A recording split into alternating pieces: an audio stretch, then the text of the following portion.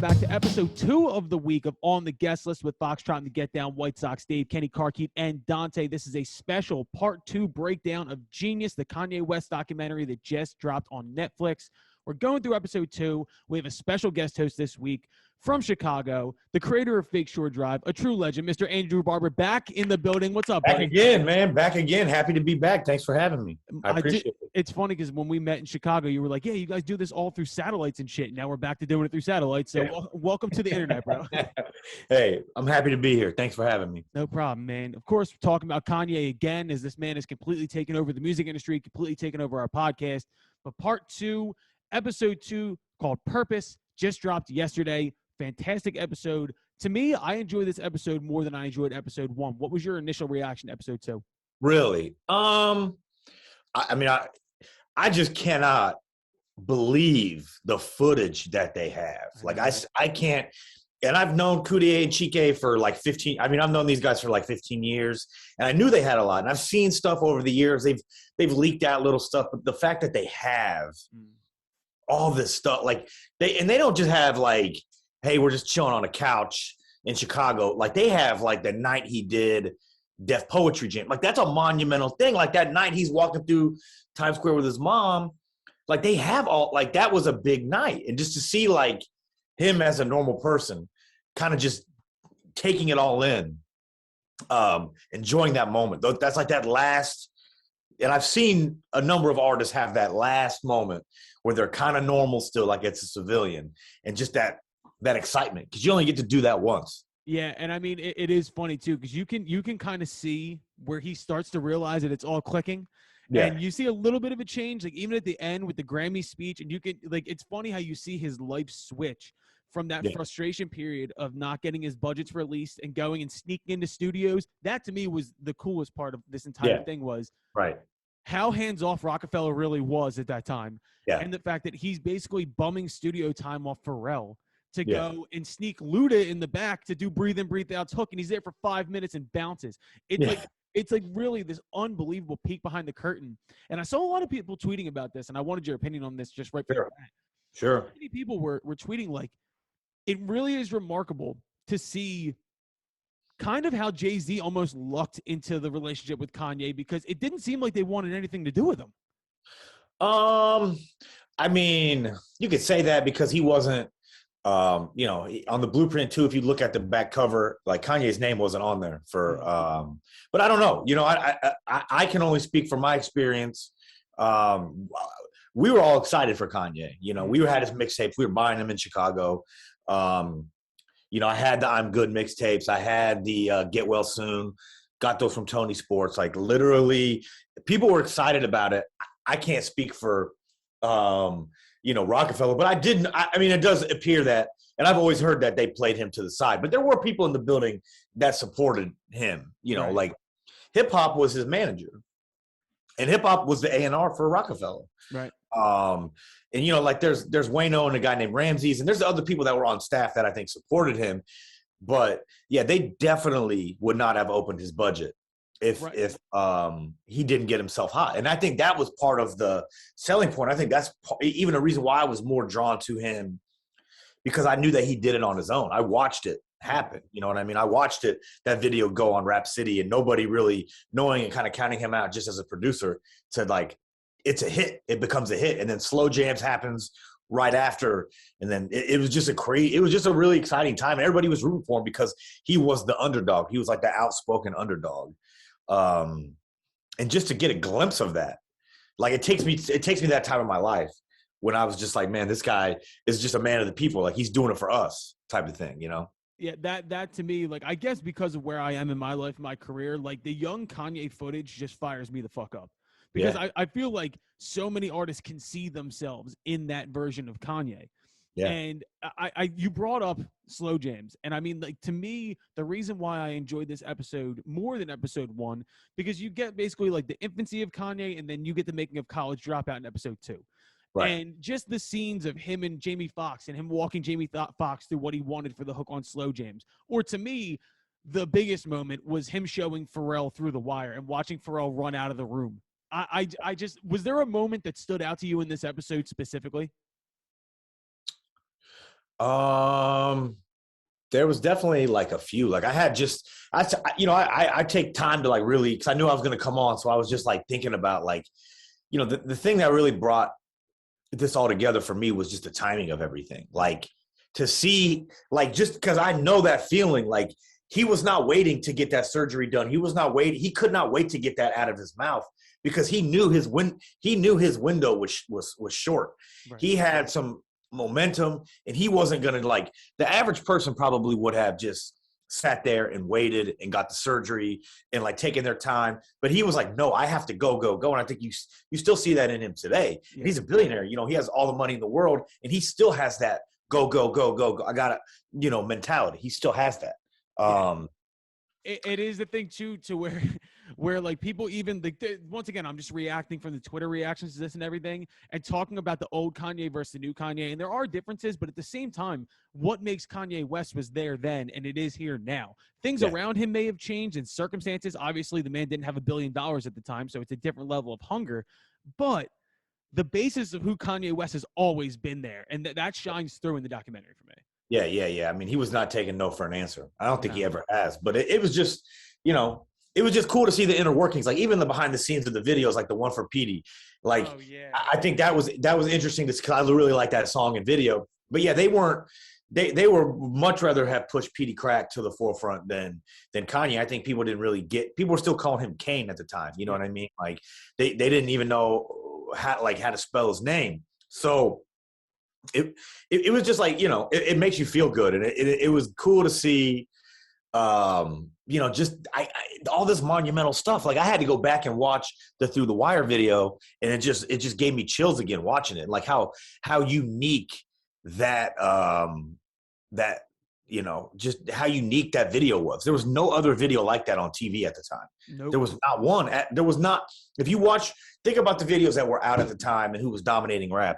Through the Wire was such a different video. It was jarring. It was real. It was authentic. It was telling a story. And I think that's why it had the, people love a narrative, and it had that narrative, and you couldn't help but root for him. Like he put his like his heart and soul out there. Yeah, and when you say videos of the time, that Petey Crack scene where they're in, basically it's just like girls, throwback jerseys, and the lights going in the background. Yeah, right. That was every hip hop video at the time. And then Kanye, as he says, pulls $33,000 out of his ass to make this video that didn't look like anything else. I think like Kanye's self-realization was so far ahead of everybody else. Like he willed this shit into existence. It really does seem like he took the reins and willed this shit. Yeah, right. He took control of his own destiny, man, and like it just also emphasized like the timing. Like the timing was perfect for him. Yeah, Rockefeller had like Jay-Z had just retired, quote unquote retired. Cameron, who was their other biggest star, who a year earlier had Oh Boy and Hey Ma and the Diplomats and all that stuff was happening in 2002, 2003, and he was between albums. He was like trying to get Purple Haze out. So Kanye kind of had his own. He was really just competing with like Memphis Bleak and the Young Guns, and he was just completely different than them. And so like the runway was clear for him to do that. And he dropped in February, which was like the perfect time to drop. It wasn't like a fourth quarter drop where he could have got lost in the shuffle, because all the big dogs used to drop a fourth quarter every year for the holidays, right? Between Thanksgiving and actually November, December is usually where the big dogs would drop in the CD era. So it was just timed perfectly. It was a perfect timing, and he made the most of it. He took advantage of every second that was there. And I think, you'd have to be a different type of person if you watch that and didn't leave feeling inspired or feel something, That's been my whole point this entire time, and why I've been covering this so heavily. It's something I've always wanted to see. To me, the realest view we got of Kanye before this at this time was the Through the Wire video. That was most of the footage that was seen. Yeah. But to know that Cootie was sitting on this realistically is fucking hilarious to me. And being that you've known him for this long, was there ever a conversation between you two like, hey, what are you doing with all that? Yeah. Oh, I used to ask him all. You could ask him and Danny and I'd be like, man, give me some of that, because they would leak little clips, and I would be like the only one like on the internet. Like they would give it to me first, or they'd let me know, or they'd text it to me. They'd put it on YouTube or put it on their Instagram page. And I would always rip it, repost it, and put it up. But it would just be like little clips, like 1 minute, 2 minute. And a lot of that stuff, some of that stuff was on YouTube back in the day. They since scrubbed it all. Right. But some of that stuff I had seen, but a lot of it I had not. Like I'd never seen the full Pharrell clip. I never saw the full Pharrell thing. Of course, there's bits and pieces of that in the video. I never saw the full Dre thing where he's, you know, saying without an arm, but I never seen the full context of that. It was just cool to see Don and John Monopoly and GLC and these guys that I've known for a while. You know, just living that moment right before like everything that's always to me. And I've been around so many artists to see that moment right before they take off. It's like, it's just a really exciting thing. And it's like new and it's fresh. And it's like, you only get to do that one time. And I know I've said that already, but like a lot of artists will say that's the best moment of their careers. I mean, right? In episode 1, he talks a lot about, or he has that moment where he's like, I was practicing my Grammy speech on the way over here. Yeah, that fucked me up too, yeah. Bro, and you get to see it at the end. Yeah. They did a great job, man. They did a fantastic job at weaving that all together. It's really incredible. I also like the fact, too, and I've seen some people differ on opinions on this, but Cootie kind of actually interweaving his own story into this, kind of where he was in his life as well. I like that. Because realistically, this man gave so much of his time in a prime part of his life to taking a chance on an artist like Kanye. Give the man his shine and let you know exactly what was going on at the time. And I liked how they even talked about the different versions of the Jesus Walks video. And the fact that that video, that third version was always my favorite. I always thought that was the best version. Always. I did not like the other two videos. I think that, and I love Creative Control, and they went on to make videos for years after that. They did some of my favorite videos of the blog era. Right. You know, they did like LEP Bogus Boys Going In for the Kill. They did a lot of the Currency stuff. And that's where I actually met them, was at DD 172, which was Dame Dash's, like, man, he had like this huge facility in Tribeca, you know, in the mid 2000, like probably 08, 07, 08 era. And that's when I met them, was in New York. I was with Jay Ivy. I went over there to meet Jay Ivy. And it was dope to see Jay Ivy lay his part of Never Let Me Down. I Never Let Me Down. I never saw him do that. That was one of my favorite parts of the entire episode, was watching him go in there and do that. And I loved him watching his own reaction afterwards, sitting there kind of like, what did I just do? Like, all these guys, I think they actually saw the weight of what was happening, mainly because Kanye just willed it into existence. Like, that to me, like, you brought up D-Ray even been in there. I also didn't know I thought that was Bernie Mac forever on the beginning of that. That was crazy to see that. I'd never seen that footage either, where he was actually laying the voice on there. I knew it wasn't Bernie Mac, but just to see that voice coming out of him was cool. It was amazing, man. And to like, just the people that drop in this episode, like I keep coming back to the Pharrell part, but one thing I did learn from this episode is that Pharrell Williams is an absolute saint, and he's a God's gift to creators, because the way he's talking to Kanye, when realistically he said, you know, I've really only heard 2 of your songs, but you are one of my favorite artists. Like, Pharrell is someone that brings the best out of everybody and keeps people's head on their shoulders. Like, as opposed to Kanye, who happens to be a little bit up and down, Pharrell is just this like monk-like figure. I love Pharrell. I love the Neptunes. Like, Neptunes and Kanye are like, you know, 1A and 1B favorite producers. Like, I mean, that was a moment, man. That was cool to see, because Pharrell was running the game at that time. Yep. And he's still wearing the green trucker hat, which I loved, with the brain. He had the NERD hat on. He had the legendary NERD hat on. This whole thing is a period piece, man. It really is. Like, Luda, back to that time, because that's how we were dressing. I was wearing the pop collar polos and the paper denim jeans and the dunks. Like, that's how we were dressing at the time. So it was like we were all dressing similar to like how Kanye dressed, and that was like another thing. Like, you know, that was also like a big part in, like, we were wearing designer jeans, but we actually wearing Lacoste Lacoste shirt with the pop collar and like dunks, or, you know, any kind of low top white shoes, shell toes or whatever. But it was just really cool to see that. It was very cool to see him I'd seen the footage of him in the studio, like, rapping his verse for the Bounce. I love that. Yeah, right. I feel like that footage has been around of Jay and Kanye in the studio together. I feel like I've seen clips of that possibly. Yeah, it was out there.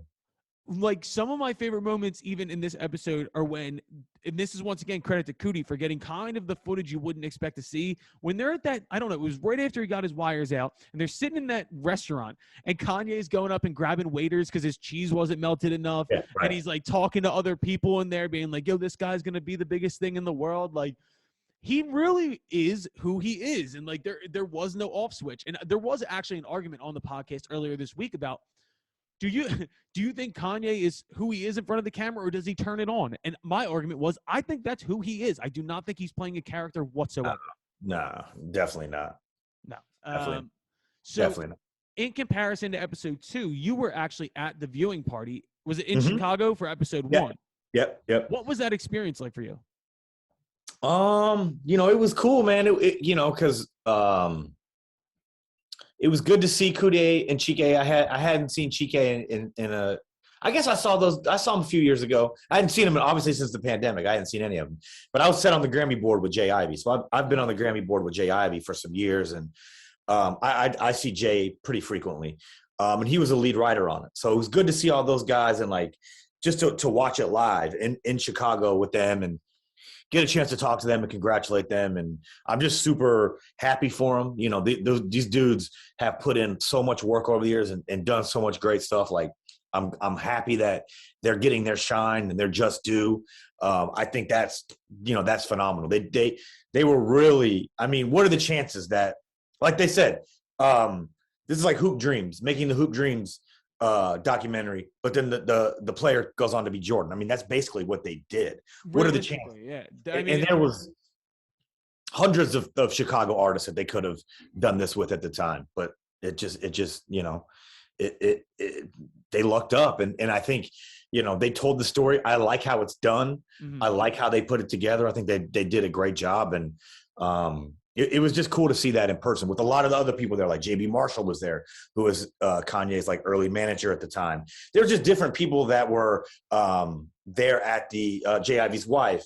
There was just a lot of different people there at the time that are in the movie, that are in the clips, that I got to watch it with them. Shauna sat behind me. And so it was cool. Was Rhymefest there?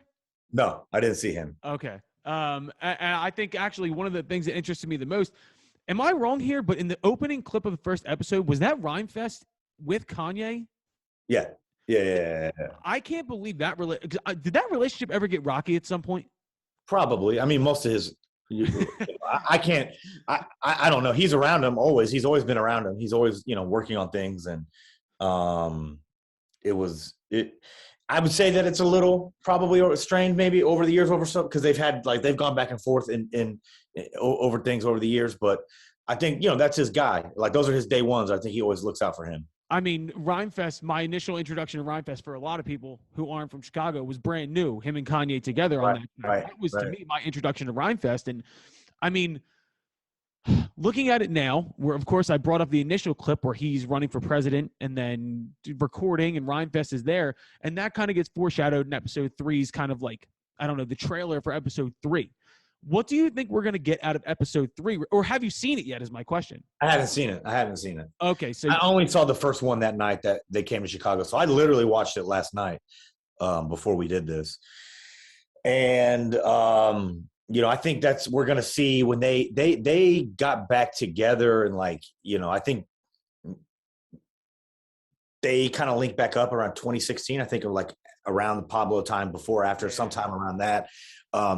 Cootie and Chike and Kanye kind of. So I think we have footage from then, or maybe through Jesus is King or Donda. So we're going to see some of that, and then probably go into what has transpired since then. Because I mean, we're close to 20 years away from the college dropout. You know what I mean? It's crazy how long ago that really was, and how much has changed since then.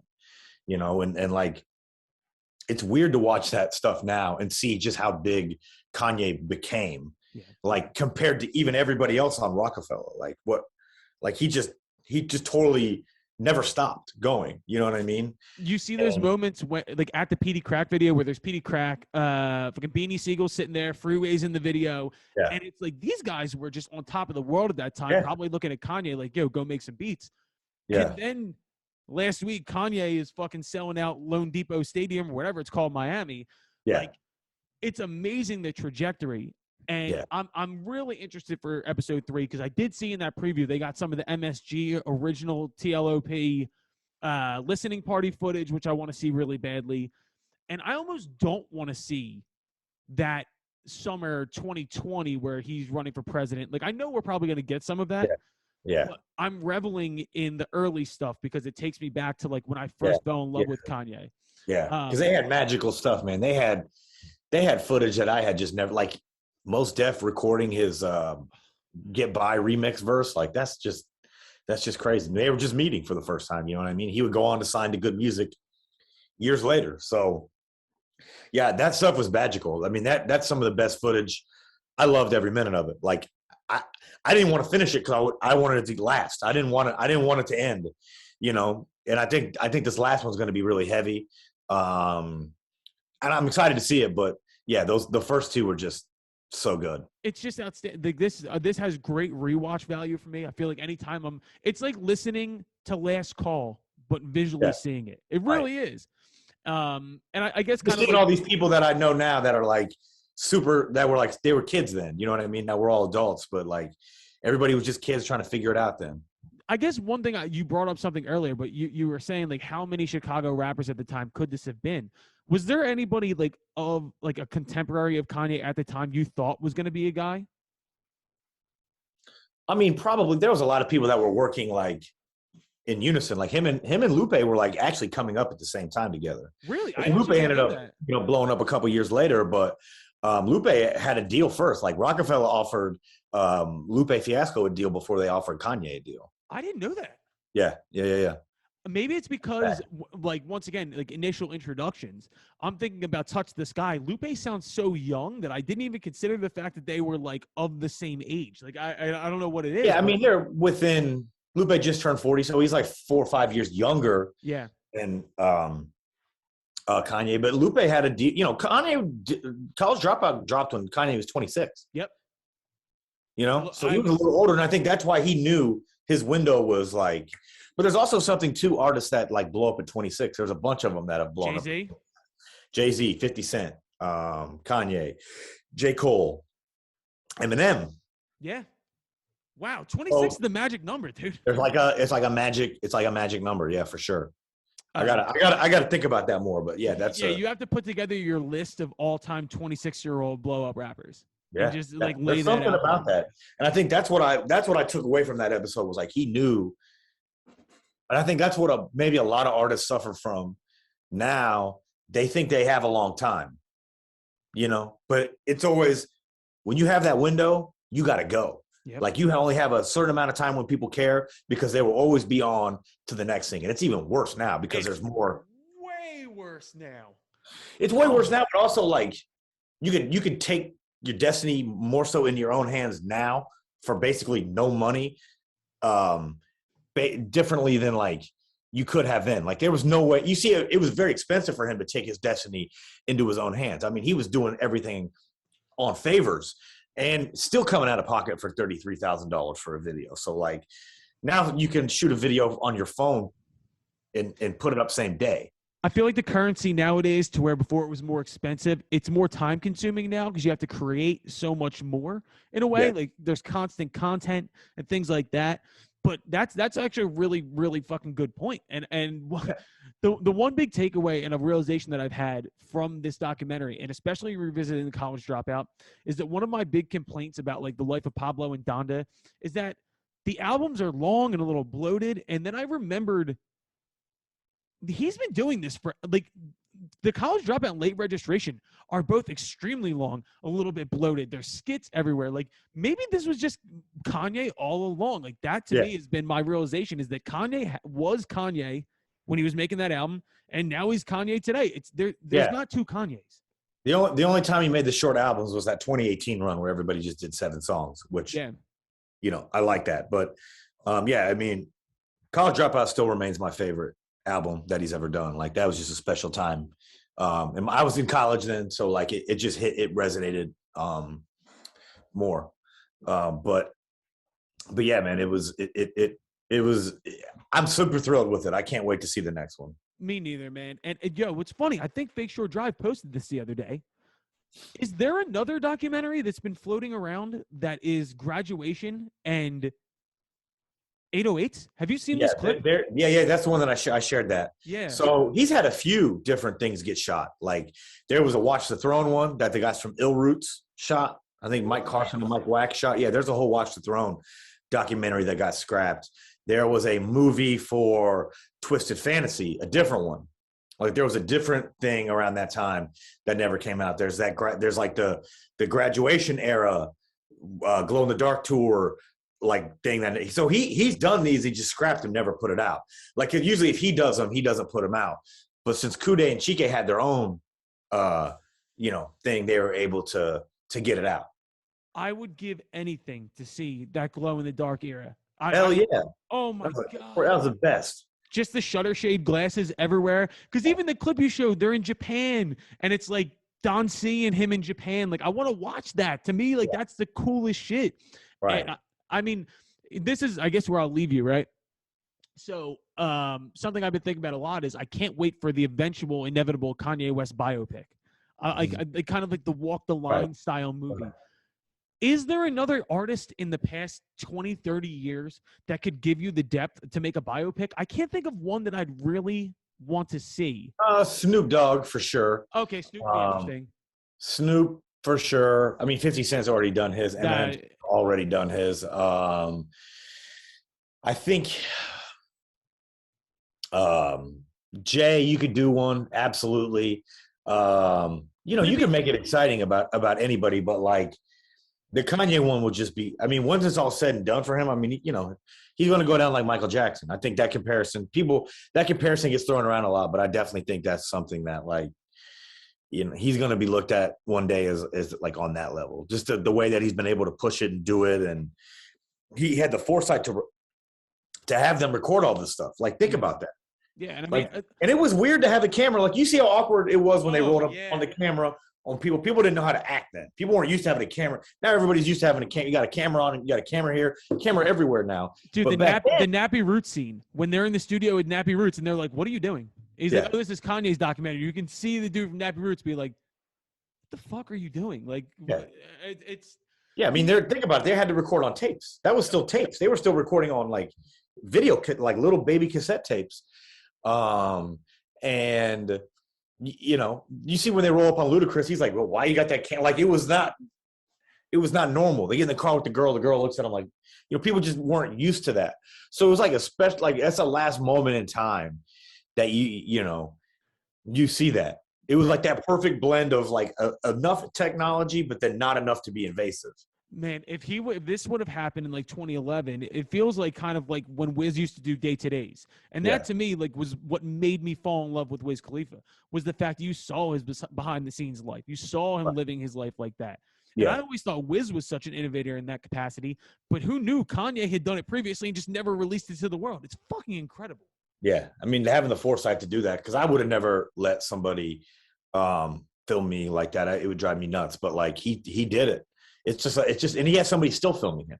Like he still has people filming him all the time. Yeah. So like he knows what he's doing. It's just like, dude, he was just touched.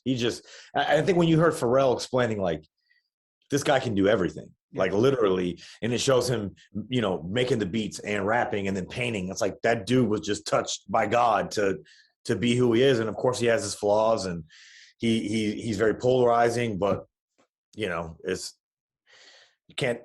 did it. He did it. And no matter all the shit that we all have to deal with as Kanye West fans and the apologist side of me that like will follow him blindly regardless of what he does, he has his flaws. But I like the fact that he's not perfect in this documentary either. There's moments where you can tell people are annoyed by him or he's being testy or something like that. It doesn't matter because the story and the time period that it conveys is just so important to the culture as a whole. And I think that's why he gets away with it. Yeah, absolutely. Because he had that confidence and talked that shit and wasn't, bought whatever, but he could back it up with the music and everything else. And he still does to this day. Last thing before we let you out of here, did you watch the Donda 2 live stream at all? I did not, because I I was at the Tyler show. Tyler, the creator, had a show in Chicago that night. I saw that, dude, same coming night. in on the boat. Yeah. So I went to go support Tyler. How was it, by the way? Oh, it's incredible. One of the best shows. I mean, one of the best shows I've seen. I mean, he has like, as a superstar, like Tyler is there. I mean, he did United Center, dude. And it was sold out. It was rocking like I hadn't seen it rocking like that since maybe Yeezus tour or Watch the Throne. Like, it was crazy in there. His fans they love him, dude. The merch lines every merch line was down the street. It was nuts. Like how you were like in college when Kanye happened. Yeah. I was my senior year of high school when Odd Future started to come about. So I have that connection to Tyler. Yeah. Like I remember having like the tie-dye cat t-shirt. Like my buddy gave it to me. Yeah. Watch, he could be someone that down the line could have a biopic on him. I would be absolutely. Dude, he's incredible, and he's super cool dude, humble dude, and like you know, I love what he's doing. His stage design was crazy, dude. He had a boat. He drove a boat through there. He had a mansion on stage. He had like an old school Rolls Royce. It was so well done. Like, you know, he doesn't skimp on anything either. So he's one of those guys, man. Full circle moment. And who's at the center of Tyler's creative world? Pharrell Williams. Maybe Pharrell's just got the magic touch for all these dudes. Like, you get Pharrell's blessing, and the next thing you know, you're riding a boat through the United Center. Right. I mean, everybody, man, grew up watching, you know, Pharrell. He's just the king of cool, man. And like, you know, he's always been like that. Like, and it's like almost like he doesn't have to try, and he doesn't age. So, is he a vampire? That's been the argument for years, and I might actually be siding on that. But yeah, Andrew, I'm gonna hit you up when the third episode comes out. See your reaction on it. Everybody, I'm sure you do, but go follow Fake Shore Drive. And anything coming up, dude? Like, I know we were talking last time, but you had some business stuff going on. Can you share anything yet, or is it still? Almost. Yeah, almost. It seems like it was forever ago, but it was like 2 months that I was in Chicago with you. So yeah. I'm working on some stuff right now, so we're getting close. Better believe it, dude. All right, Andrew Barber, thank you so much, guys. We'll be back with another episode next week. Okay.